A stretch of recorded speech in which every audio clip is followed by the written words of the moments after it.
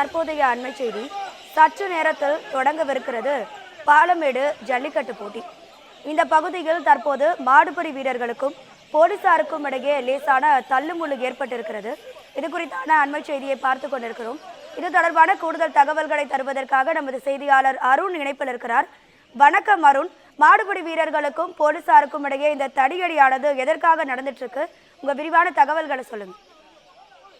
ராதிகா, தமிழர்களுடைய வீர விளையாட்டான ஜல்லிக்கட்டு போட்டி நேற்று முதல் தொடங்கி அவனியாபுரம், பாலமேடு, அலங்காநல்லூர் என 3 இடங்களில் அடுத்தடுத்த ஜல்லிக்கட்டு போட்டிகளானது நடைபெற இருக்கிறது.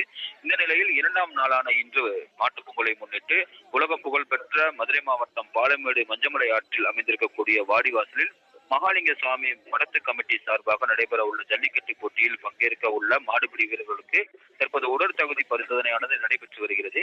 இந்த ஜல்லிக்கட்டு போட்டியில் பங்கேற்கக்கூடிய மாடுபிடி வீரர்கள் ஏதேனும் மது அருந்தி உள்ளார்களா அல்லது போதை வஸ்துக்கள் பயன்படுத்தி உள்ளார்களா என காவல்துறை சார்பில் பரிசோதனை செய்த பிறகு அவர்களுக்கு இந்த ஜல்லிக்கட்டு போட்டியில் பங்கேற்பதற்காக மருத்துவ பரிசோதனை செய்யப்படும். மருத்துவ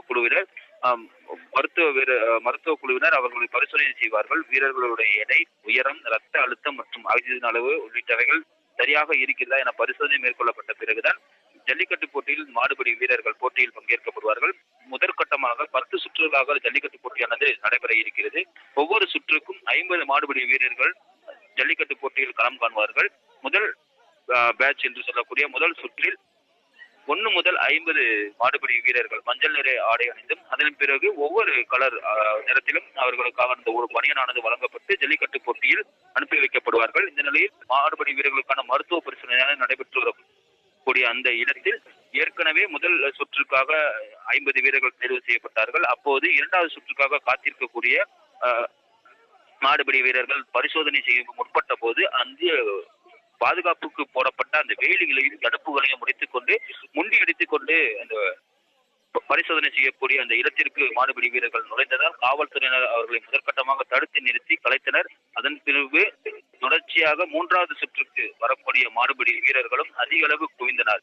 ஏனென்றால் அந்த உலக புகழ்பெற்ற பாலமேடு ஜல்லிக்கட்டை பொறுத்தவரை பல்வேறு பிரபலங்கள் மாடுகளும் பல்வேறு பெயர்கள் புகழ்பெற்ற காளைகளும் இந்த ஜல்லிக்கட்டு களத்திலானது வாடிவாசலில் பாய தொடங்கும். இந்த ஜல்லிக்கட்டு காலையில் மாடுகளை அடக்கினால் தங்களுக்கு பெயர் கிடைக்கும் என்ற வீரர்களுடைய எண்ணத்தின் அடிப்படையில் இந்த மருத்துவ பரிசோதனையானது நடைபெற்று வரக்கூடிய அந்த இடத்தில் வீரர்கள் தள்ளுமுள்ளு, அதாவது முண்டியடித்து மருத்துவ பரிசோதனைக்கு உள்ளே சென்று முதல் சுற்றுகள் அல்லது 2வது சுற்றுகள் அல்லது 3வது சுற்றுகளில் முன்னதாகவே இறங்கி விடலாம் என்ற எண்ணத்தில் தற்போது இந்த ஒவ்வொரு வீரர்களும் அந்த தடுப்புகளை உடைத்துக் கொண்டு சென்றதால் மாடுபிடி வீரர்களுக்கும் பாதுகாப்பு பணியில் இருந்த காவல்துறையினருக்கும் இந்த லேசான தள்ளுமுள்ளு ஏற்பட்டு அதன் பிறகு தடியடியானது நடத்தப்பட்டது.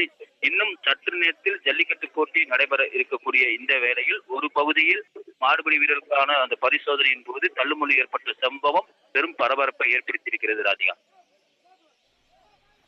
உங்க விரிவான தகவல்களுக்கு நன்றி அருண்.